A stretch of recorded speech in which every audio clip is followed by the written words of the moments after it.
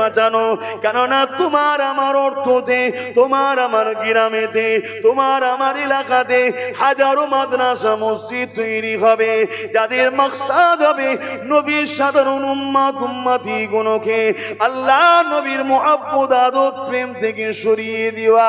তাই আজকে তোমাদের কাছে এই মেসেজটাই দিয়ে যায়, এই মুসিবত বালা থেকে, এই বিপদ থেকে, সংসার অশান্তি থেকে, অংশমান করে অর্থনীতি সমস্যা থেকে, রাষ্ট্রীয় সমস্যা থেকে এই যদি সমাধান পেতে চাও, এর উপায় হলো একটাই, নবীর উপরে মহব্বতটা বাড়াও, নবীর আদব সম্মান হৃদয়ে বাড়াও, কারণ এটাকে ঈমান বলে। ঈমান যার যত মজবুত হবে আল্লাহ পাকের সাহায্য সে তত বেশি পাবে। আরো জোরে বলুন সুবহান।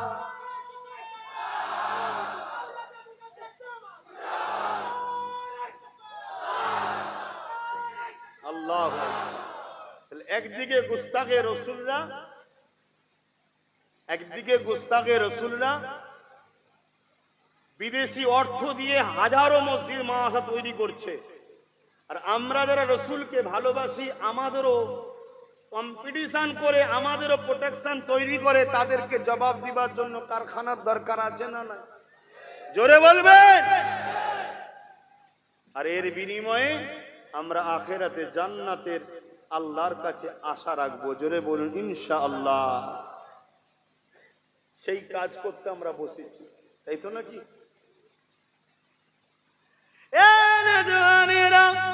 আল্লাহ নবী নূহ নবী দয়া নবী জানিয়ে দিলেন, আমার উম্মাহ শিরক করে ধ্বংস হবে, আমি রাসূলুল্লাহ, এটা আমার ভয় হয় না।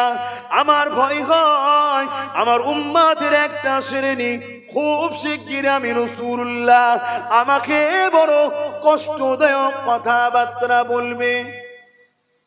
কি কথা বলবে? বলছে না, বলেন, বলছে।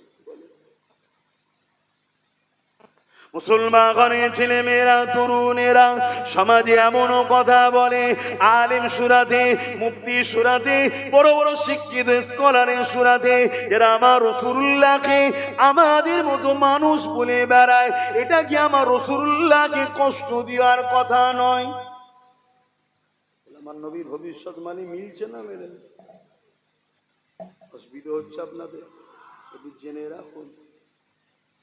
আমি এতটুকু জানি, সাদা মাটা মানুষ, যদি ঈমান চালিয়ে যেতে পারি জান্নাত নিশ্চিন্তায় রয়েছে। জোরে বলুন সুবহানাল্লাহ। আর ঈমান যদি নিজেতে না পারি, ও নবীর বংশ জন্ম নিয়েছি, দাদা হুজুরের আওলাদ, অমুকের সন, ওসব কিচ্ছু দাম না, কিচ্ছু কাজে লাগবে না। শুনছেন তো? ঈমানটা প্রথম বাঁচান। আর ঈমান নবীর প্রেম আদবের ব্যাপার। যার দিলে যত প্রেম বেশি, তার ঈমানের ক্ষমতাও তত বেশি। ভাইরা, নওজোয়ান তরুণেরা, আপনারা নওজোয়ানেরা, আল্লাহ নবী নূহ নবী দয়া নবীর ঘোষণা আজকে মিলে যাচ্ছে। এই যুবকেরা আজকে চারিদিকে তাকিয়ে দেখে, একদল জালিমেরা আমার নবী পাকের শানে কার্টুন তৈরি করছে, একদল জালিমেরা আমার নবী পাকের শানে ফিল্ম তৈরি করছে, একদল জালিমেরা আমার নবী পাকের পাক আলিয়াদের নিয়ে সমালোচনা করছে, একদল জালিমেরা আমার নবী পাকের নিয়ে নানা রকম কটূক্তি করছে। আমরা যখন এই জিনিসগুলো দেখি, আমরা তাদের বিরুদ্ধে আন্দোলন করতে নাবি, ঠিক না বেঠিক? কিন্তু দুঃখের বিষয় এটা, আজকে আমাদের সমাজে যখন গায়ের ইসলাম সুরাতে যখন তারা আমার নবীর শানে গুস্তাখি করে, তাদের বিরুদ্ধে তো আমরা আন্দোলন করতে নাবি, কিন্তু যখন আমাদেরই ঘরের ছেলেরা আমাদেরই চাঁদা নিয়ে আমাদেরই এলাকাতে মাদ্রাসা তৈরি করে, আমাদেরই এলাকাতে মৌলানা বানিয়ে, মুফতি বানিয়ে, আলেম বানিয়ে, তারা যখন আমার নবী পাককে ছোট করে, তাদের বিরুদ্ধে কিন্তু আমরা আন্দোলন করি না। আছে না? আমি কি বুঝাচ্ছি বুঝতে পারছি? আজকে যখন অমুসলিম সূরাতে কেউ আমার নবীর বিষয়ে বলে, তো আমরা আন্দোলন করি। যখন কেউ মুসলিম সূরাতে দাড়ি টুপি রেখে আমার রাসূলকে আমাদের মতো মানুষ বলে, মরে গেছে বলে, শাফাত করতে পারবে না বলে, তখন কই আন্দোলন হয়? বুঝতে পারছেন?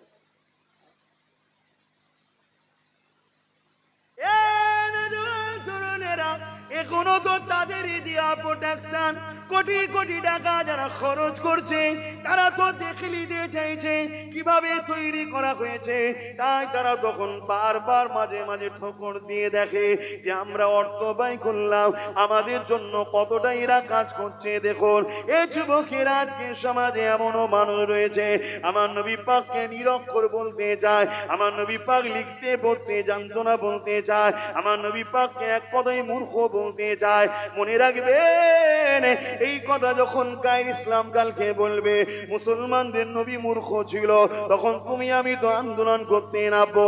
কিন্তু আজকে মুসলিম সুরাতে মুখে দাঁড়িয়ে রেখে মাথায় টুপি দিয়ে আজকের বক্তা যখন কথা বলে বেড়ায়, কখন তোমার আমার তো আন্দোলন হয় না।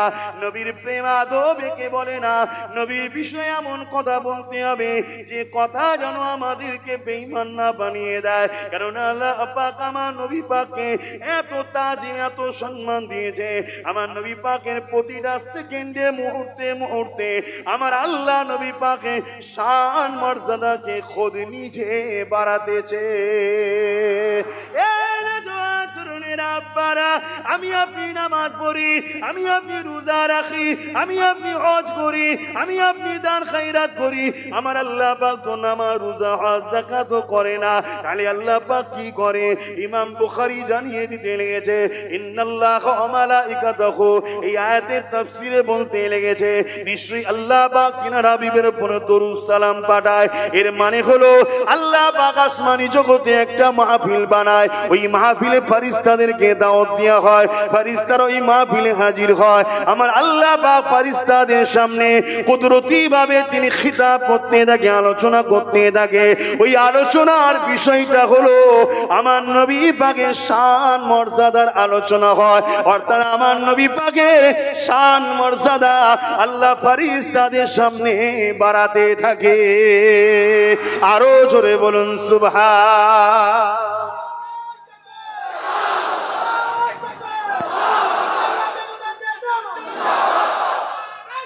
আল্লাহ, আজ যদি আমরা নবীর শান মর্যাদা নিয়ে আলোচনা করি এতে আল্লাহ খুশি হবে না বেজার হবে? কারণ আল্লাহ নিজে করেন। ইমাম বুখারীর কথা বলছি বাপ, আমার কথা নয় এটা। আজকে সেই নবীকে শান মর্যাদা আরে আল্লাহ বাড়িয়েছে, দ্বিতীয় বাড়াবার তো কেউ নাই। কেন বাড়াতে গেলে বড় হতে হয়, বাড়াতে গেলে বড় হতে হয়। আমি যদি আমার আব্বা শান মর্যাদা বাড়াতে যাই এটা গুরুত্ব হবে না, কারণ আমার বাপ আমার থেকে বড়। কিন্তু আমার বাপ যদি আমার তার বিষয়ে কিছু বলে কিন্তু আমার ওটা মাকাম বাড়বে, সম্মান লোকের কাছে গুরুত্ব বাড়বে, ঠিক না বেটি? বড় তাহলে নবীর মাকাম নবীর শান পৃথিবীর কোন মানুষের ক্ষমতা নাই বাড়াতে পারে। বাড়াতে গেলে বড় হতে লাগে। আমার নবীর শান মর্যাদা প্রতিটা মুহূর্তে যিনি বাড়াচ্ছেন তিনি নবীর থেকে বড়। তিনি কে? সকলে বলবেন কে? আরো জবান খুলে বলুন কে? আল্লাহ বাড়াচ্ছে। আর আজকে আমি যদি বলি সেই নবী রাখাল ছিল, নাউযুবিল্লাহ, আমি যদি বলি সেই রসুল নিরক্ষর ছিল, আমি যদি বলি সেই রসুল মরে গেছে, তাহলে এরকম আলেম মুফতি মাওলানা বানিয়ে আপনাদের কোনো লাভ হবে? কি চলছে সমাজে বুঝছেন? কি চলছে? তারাই সর্বসময় দেখবেন সমালোচনা করে আহলে সুন্নাত ওয়াল জামাত, নবীর প্রেমিকদের প্রতিষ্ঠানগুলোর সমালোচনা করে। কেন? যাতে করে এগুলো উঠতে না পারে, এদের লক্ষ্য এটা। এরপরও আপনাদেরকে সাধুবাদ জানাই, ধন্যবাদ জানাই যে আল্লাহ আপনাদেরকে হিদায়েতের আলো আজও দিয়েছে, যে এত বর্ষা পানির পরও কাদা ভর্তি এলাকা চাষবাসী মানুষ আপনারা, এরপরও আপনারা হাজার হাজার মানুষ আজকে এই বল্লভপুর মাদ্রাসার উন্নতির জন্য ছুটে এসেছেন। এ থেকে আশা রাখা যায় আল্লাহ আপনাদের আখিরাতও ভালাই রেখেছে। বলুন ইনশাআল্লাহ। আরো জোরে বলবেন না ইনশাআল্লাহ? কেন এই সময়টা বড় কঠিন সময়। এখন ভালো রাস্তায় থাকা বড় কঠিন ব্যাপার বাপ। এখন ছলে বলে কলে কৌশলে বড় জুব্বা, বড় দাড়ি, বড় পাগড়ি, বড় তসবি দিয়েও আমাদের ঈমান চুরি করছে। বড় বড় স্কলার সেজে ঈমান চুরি করে নিচ্ছে, এরপরও যে আল্লাহ আপনাদের ঘরে সঠিক রাস্তায় রেখেছে, এতে আপনারা খুশি না বেজার? তাহলে আরো একবার বলতে লাগবে না আলহামদুলিল্লাহ? High high high. যে নবী আমার সারাটা জীবন তোমার আমার জন্য কেঁদেছে, এ যুবকেরা বাপেরা মায়েরা একবার কি মনে পড়ে না কাদের সঙ্গে উঠা বসা করব, কাদের সঙ্গে মিশবো, কাদের কাজে যাব, কাদের আলোচনায় বসবো, যাদের জবান থেকে যারা পরিমাণ আমার নবীর শানে গুস্তাগির গন্ধ পাওয়া যাবে, আমার নবীর শানে বদবু খারাপির ভাষা পাওয়া যাবে, তাদের থেকে দূরে সরে থাকা, এটাই তো প্রেমীদের বৈশিষ্ট্য হবে। ঠিক না বেঠিক? সারাটা জীবন যে নবী আমার কেঁদেছেন, এমনও দিন যায়নি, এমনও রাত যায়নি আল্লাহ নবী তোমার আমার জন্য কাঁদেনে।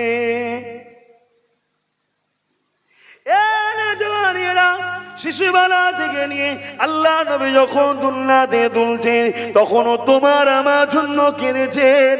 আল্লাহ নবী সংসার জীবনে এমনও দিন গেছে নবী আমার পেটে পাথর বেঁধেছে, তথাপিও নিজের পরিবারের খানার জন্য কেঁদে দোয়া চেয়ে, তথাপিও তোমার আমার জন্য কেঁদে দোয়া চেয়েছে। আল্লাহ নবীর জীবনে এমনও দিন গেছে ইমামে হাসান হোসেন হুজুরগণ তিনারা ক্ষুধার্ত রয়েছে, এই দেখে নবী আমার শ্রবণ করেছে, তথাপিও তিনি কেঁদে কখনো দোয়া চাইনি। কিন্তু যখনই কেঁদেছে জবান দিয়ে বলেছে আল্লাহ আমার উম্মাত উম্মাতিদেরকে ক্ষমা করে দি, আল্লাহ আমার উম্মাত উম্মাতিদেরকে মাফ করে দি, আল্লাহ আপনি আমার উম্মাত উম্মাতিদের উপর আযাব দেবেন না।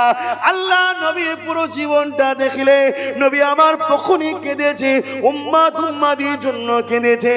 একদিনের কথা নবী আমার আল্লাহ পাকের কাবা শরীফ তওয়াফ করতে গেলেন, ওই কাবা তওয়াফ করতে করতে নবী আমার কাবার সামনে সিজদায় পড়ে গিয়ে চোখের পানি ফেলে কাঁদে। আল্লাহ পাক জিবরাইলকে জানিয়ে দিলে, এ জিবরাইল জলদি করে যান, আমার হাবিব কেন কাঁদে জিজ্ঞাসা করে। আল্লাহ তো সবই জানে, জিবরাইলকে জানাতে চেয়েছে, এই আল্লাহ পাক জিবরাইলকে পাঠালে। জিবরাইল চলে এসে আল্লাহ নবীকে সালাম দিয়ে বলতে লাগলে, ইয়া রাসূলুল্লাহ হাবিবাল্লাহ হুজুর আপনি কেন কাঁদেন? আল্লাহ পাক জিজ্ঞাসা করেছে।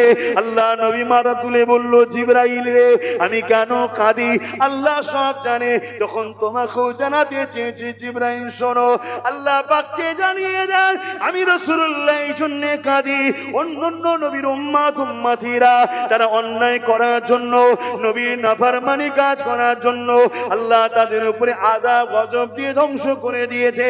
যেমন সাত জাতিকে ধ্বংস করেছে, এমন করে সামুদ জাতিকে ধ্বংস করেছে। আমার উম্মাত উম্মাতিরাও আমি রাসূলুল্লাহ আমার নাফরমানি করে বেড়াবে, আল্লাহ যেন তাদের উপরে আযাব গজব দিয়ে তাদেরকে ধ্বংস না করে দেয়। আমি রাসূলুল্লাহ আমার উম্মাত উম্মাতির নাজাতের জন্য কাঁদতেছি। আরো জোরে বলুন সুবহান।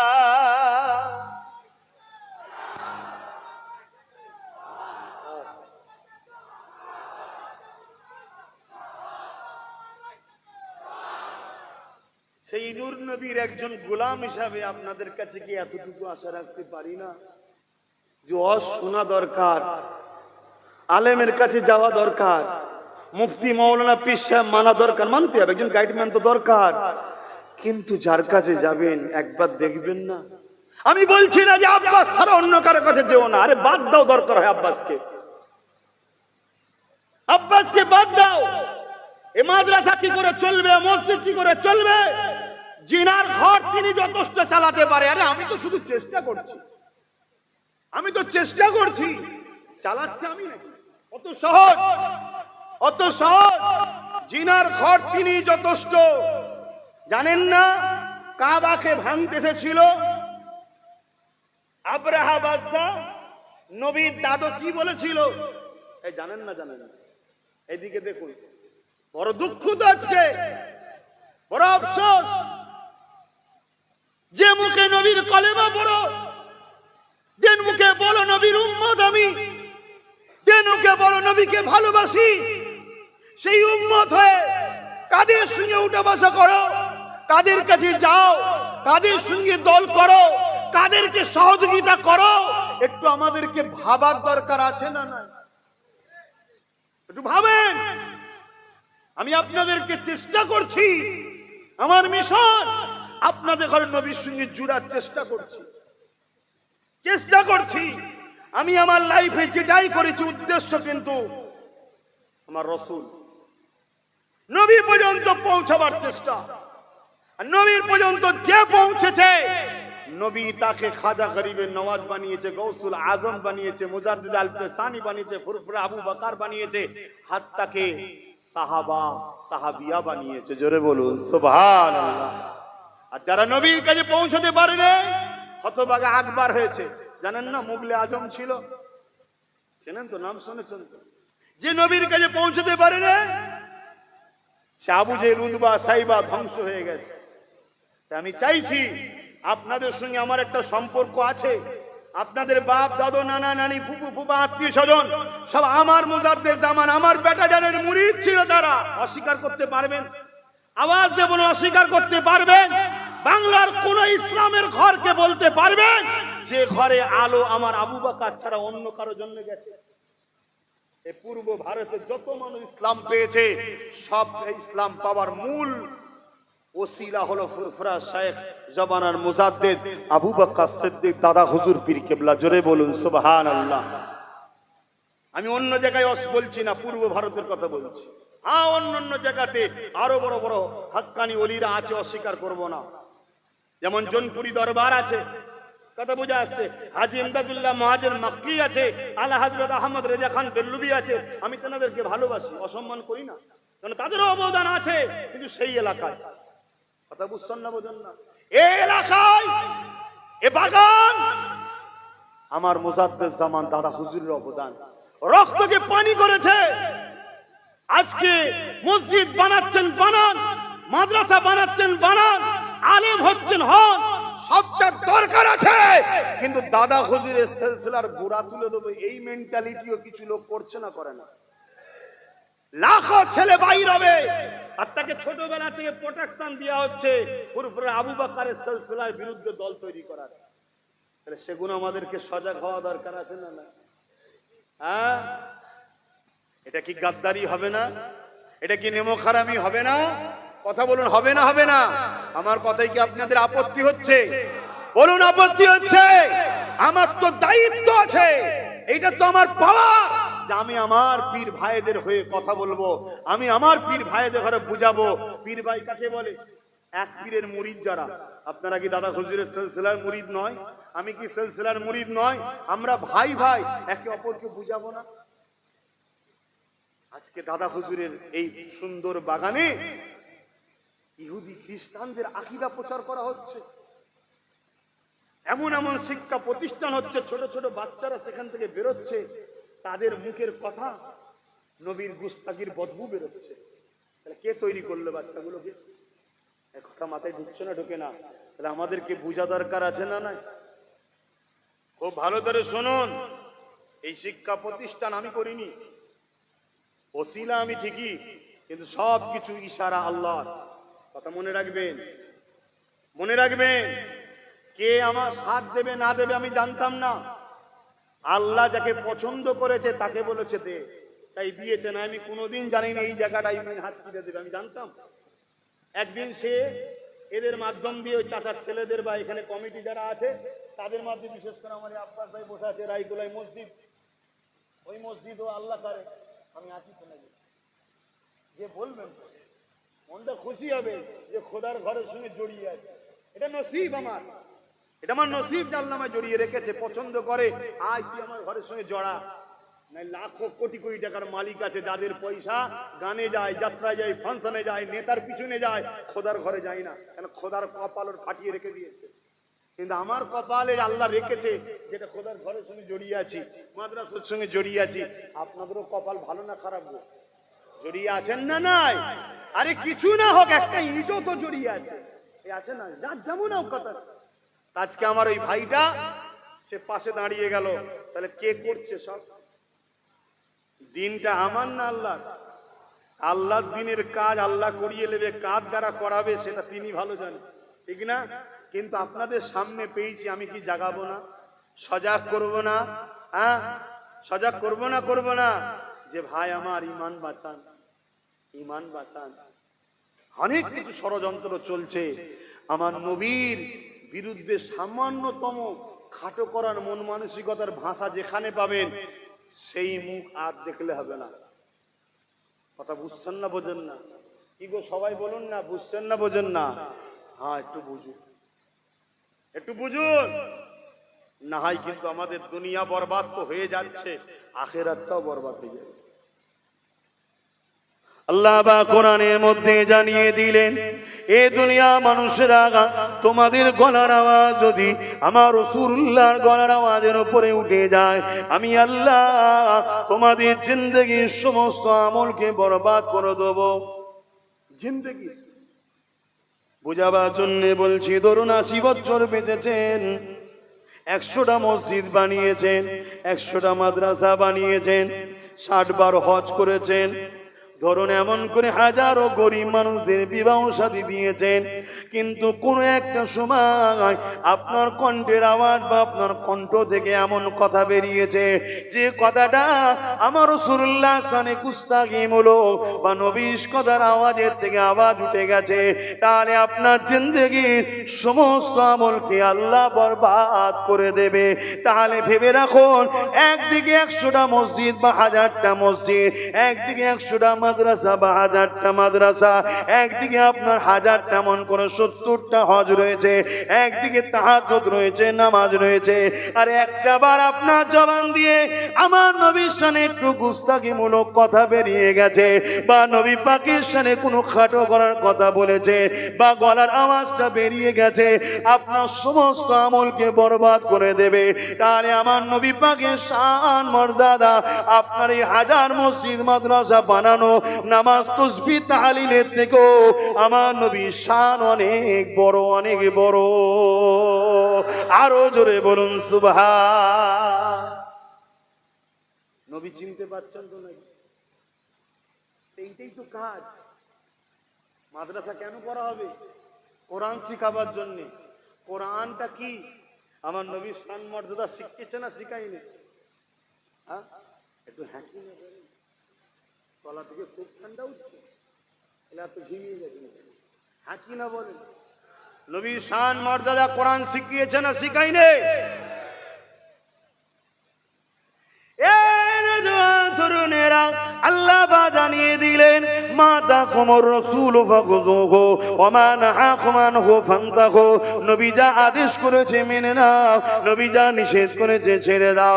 অর্থাৎ নবী যেটা দিয়েছে ওটাকে নিয়ে নাও, নবী যেটা ছাড়তে বলেছে ওটাকে ছেড়ে দাও। এই দুনিয়া জমিনে আব্বাস সিদ্দিককেও যদি জিন্দাবাদ বলতে হয়, নবীর জন্য বলবো। আমার আব্বাকেও যদি জিন্দাবাদ বলতে হয়, নবীর জন্য বলবো। ইমাম সাহেব যদি জিন্দাবাদ বলতে হয়, নবীর জন্য বলবো। মুফতি মাওলানা যেই হোক না কেন, সবাইকে যে সম্মান করতে হয়, নবীর জন্য বলবো। কিন্তু যার মুখের ভাষা আমার নবী পাকের শানে সম্মান মর্যাদা নাই, আমার নবীকে সাধারণ মানুষের মতো ডাকে, তাকে কখনো সম্মান করলে নবীর জন্য করা হতে পারে না। সমস্ত মসজিদ মাদ্রাসাতে দান করব, নবীর জন্য করব, আল্লাহর জন্য করব। কিন্তু যে মসজিদ মাদ্রাসা থেকে আমার নবীর পক্ষে নয়, নবী পাকের বিরুদ্ধে প্রশিক্ষণ দেওয়া হয়, সেখানে দান করে কখনো আমরা আল্লাহ ও নবীর পক্ষে আছে বলতে পারি না। এটা তোমার আমার বরবাদ হয়ে যাবে। শুধু দুনিয়া জমিন বরবাদ নয়, আখিরাত বরবাদ হবে। এবং শুধু তোমার বরবাদ নয়, তোমার প্রচেষ্টাতে এমন বীজ দুনিয়ায় রোপণ করে যাচ্ছ, ও যতদিন দুনিয়া জমিনে থাকবে, তোমার আমার মতো সাধারণ হাজার হাজার মানুষের ঈমানকে চুরি করবে। এই আলেম বানাতে হবে, হাফেজ বানাতে হবে, মুফতি বানাতে হবে, কিন্তু ওই আলেম ওই হাফেজ বানাওনি যারা হাফেজ আলেম হয়ে নবীর দুশমন তৈরি হবে। কেন? তারা যদি হয় সমাজের মানুষকে ঈমান থেকে নষ্ট করে ফেলবে। এর থেকে তো আলেম উলামা না বানানোটা ভালো। কমসে কম তারা বেঈমান তো বানাতে পারবে না। কেন? সাধারণ লোকের কথা সমাজ শোনে না। হ্যাঁ, যদি কেউ সহযোগিতা করে, ওই আলেম বানায়, ওই মুফতি মাওলানা বানায়, যারা দুনিয়ার জমিনে যতদিন থাকবে দুনিয়ার মানুষকে নবীর দিকে দিকে থাকবে, নবী নবী নবী নবী শোনাবে, নবীর কদমে নিয়ে যেতে চাইবে। ওই আলেম হাফেজদের কত সম্মান শোনো। আল্লাহ নবী জানিয়ে দিলে যারা হাফেজ হাক্কানি হবে, আমি রাসূলুল্লাহ আমার পক্ষে হবে। আল্লাহ এইরকম হাফেজের ওসিলা করে 70 জন এমন লোককে জান্নাতি করবে যারা কিনা জাহান্নামে ঘোষণা হয়ে যাবে। কিন্তু এই হাফেজে কোরআন দাঁড়িয়ে গিয়ে বলবে, এ রব্বি আল্লাহ পাক, এদেরকে আপনি জাহান্নামী ঘোষণা করেছে দুনিয়ার জমিনে কোনো অন্যায় করার জন্য, কোনো ভুল করার জন্য, কিন্তু এদের একটা ভালো গুণ রয়েছে। আল্লাহ এরা আমাদেরকে সহযোগিতা করেছিল, এরা গাঁটের পয়সা দিয়ে আমাদের থাকার ঘর করেছিল, এরা গাঁটের পয়সা দিয়ে আমাদেরকে খাইয়েছিল। আল্লাহ পাক আজকে দিনে এদেরকে নাজাত দেখতে চায়। ওই হাফেজে হাক্কানির ওসিলা করে আল্লাহ পাক 70 জন এমন জাহান্নামী লোককে আবার জান্নাতি বানিয়ে দেবে। আরো জোরে বলুন সুবহান।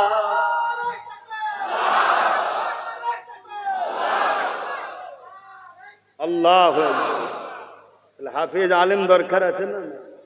কথা বলছেন না তো? আপনি হতে পারেন না, কিন্তু আপনার চেষ্টায় যদি দুটো ছেলে হাফেজ হয়, কিয়ামত দিন আপনাকে নেবে না? 70 জন জাহান্নামীকে যদি ঘুরিয়ে নিয়ে আসে, আপনি নেবে না? যদি বিশ্বাস থাকে আপনারা কামিয়াবি, আপনার বেটাও কামিয়াবি।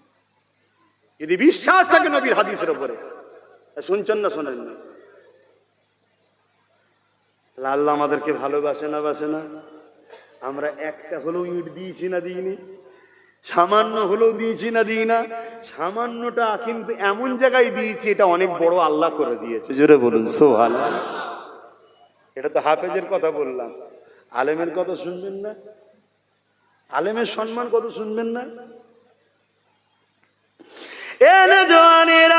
আল্লাহ নবী জানিয়ে দিলেন, কিয়ামতের দিনে যখন জান্নাতীরা জান্নাতে চলে যাবে, জাহান্নামীরা জাহান্নামে চলে যাবে, আল্লাহ পাকের একজন আলেম বান্দা তারা এইভাবে দাঁড়িয়ে রয়ে যাবে। আর এক রাতের মধ্যে আছে আল্লাহ বা 3 শ্রেণীর মানুষকে বেহিসাব জান্নাতি দেবে। এক শ্রেণী হলো যারা আল্লাহর রাহে নিজের জানকে কুরবান করেছে, শহীদের মরণ হয়েছে, আল্লাহ তাদেরকে বেহিসাব জান্নাতি বানাবে।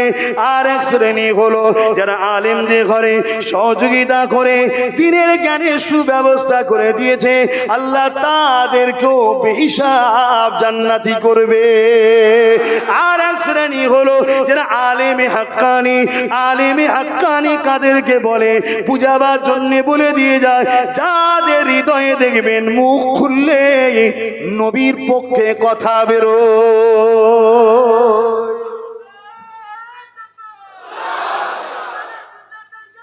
জিন্দাবাদ জিন্দাবাদ। শোনেন, এই যে আমরা সোনা চেক করার জন্য একটা পাথর নিই না, কি পাথর বলে? কোষ্টি পাথর। আচ্ছা, সোনা চেক করার জন্য এই যে কোষ্টি পাথর ছাড়া অন্য পাথর নেই, আমরা ঠকবো না ঠকবো না? জোরে বলেন।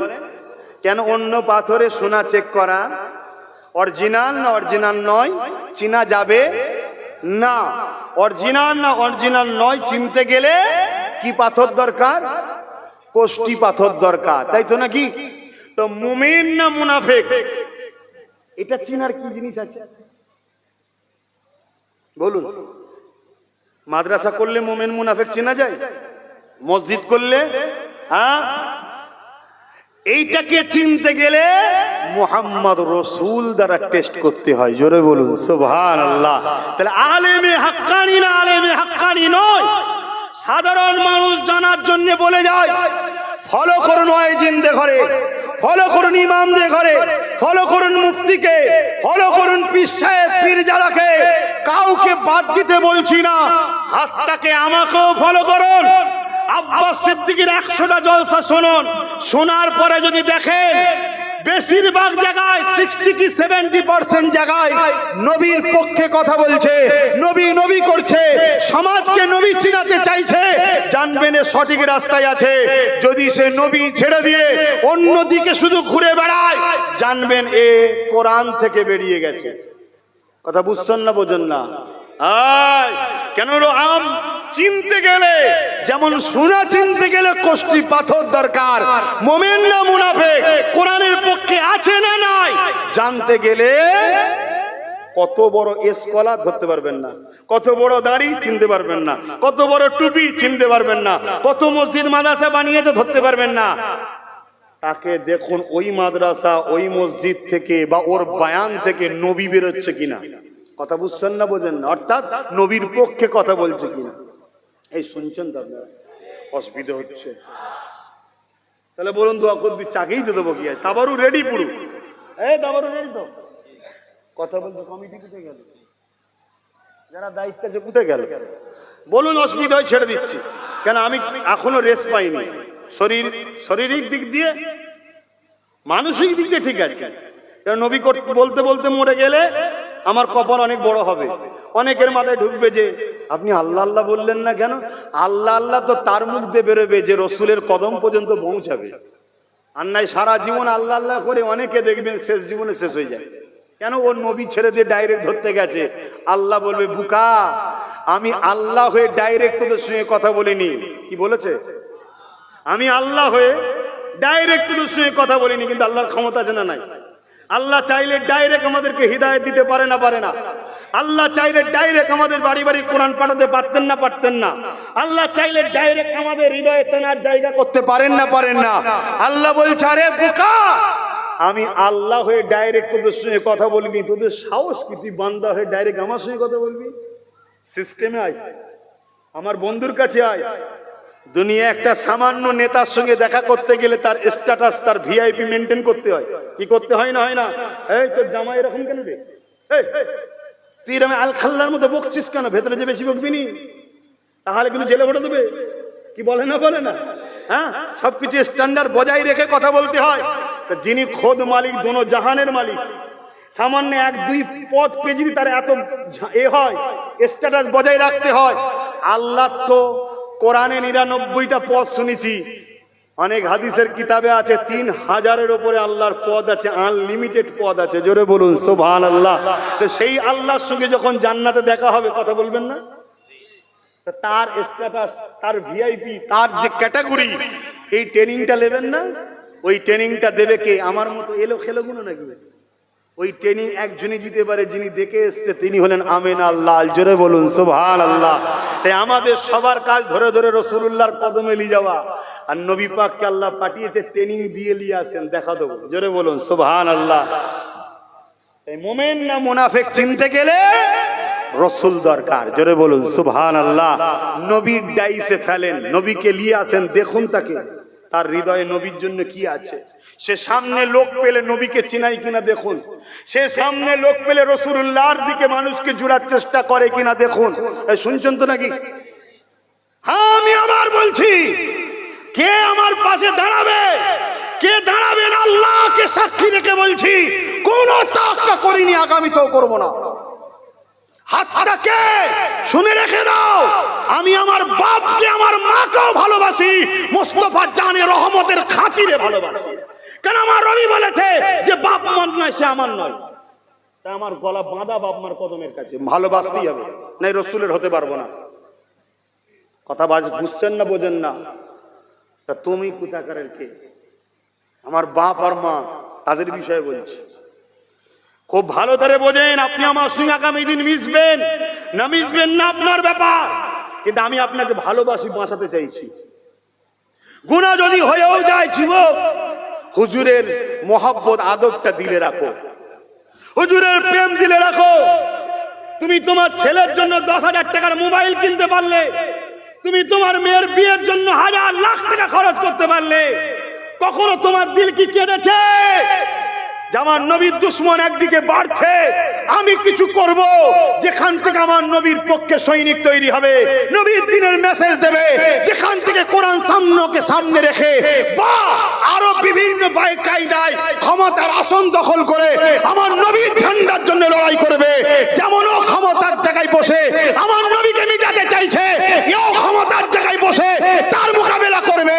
কেউ যদি হাদিস কোরআনকে সামনে রেখে আমার নবীকে ছোট করতে চায়, আমরাও প্রোডাকশন আলেম উলামা তৈরি করব, তারাও কোরআন হাদিসকে সামনে রেখে আমার নবীর শানকে বুলন্দকে